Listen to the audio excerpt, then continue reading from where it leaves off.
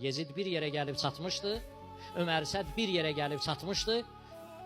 Xanım Zeynəbə dedilər ki, nə vəhiy gəlib, nə Cəbrail gəlib. Bunlar Ali Muhammedin oyunu idi.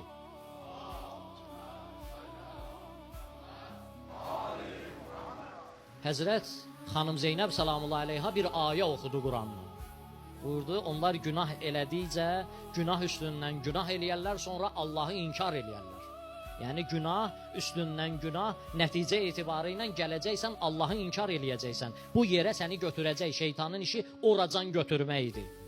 Neynədilər? Gəldilər, Peyğəmbər balasını, Peyğəmbərin sağlığında onun əlinin suyunu yerə tökülməyə imkan verməyən insanlar, Peyğəmbər dəstəmaz alardı, əllərini açardılar, suyu qoymazdılar yerə tökülsün, təbərrük götürərdilər.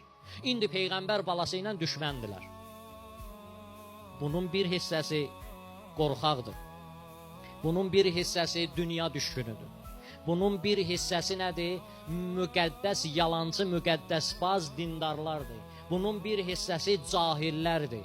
Bunlar da gəlib Peyğəmbər balası ilə neynirlər, vuruşurlar. Bir həddə gəldi, baxmadılar, nə qız tanıdılar, nə gəlin tanıdılar, nə körpə tanıdılar. İmam Hüseyin əleyhissalamın körpə balaları, neçə dənə körpə balalar olub, onlar bu yolda şəhid olublar. Bu yolda şəhid olan körpə balalardan biri də Həzrətin öz qızı Xanım Rüqəyyə salamullahi aleyhadır. Xanım Rüqəyyə adı ilə məşhurdur. İndi bəzilərin iş gücü qutarıb da, gedir, ay filan Rüqəyyə adı olmayıb, filan olmayıb. Kişi oğlu, 3 yaşında balası olub, olmayıb. Olub, qutardı, getdi.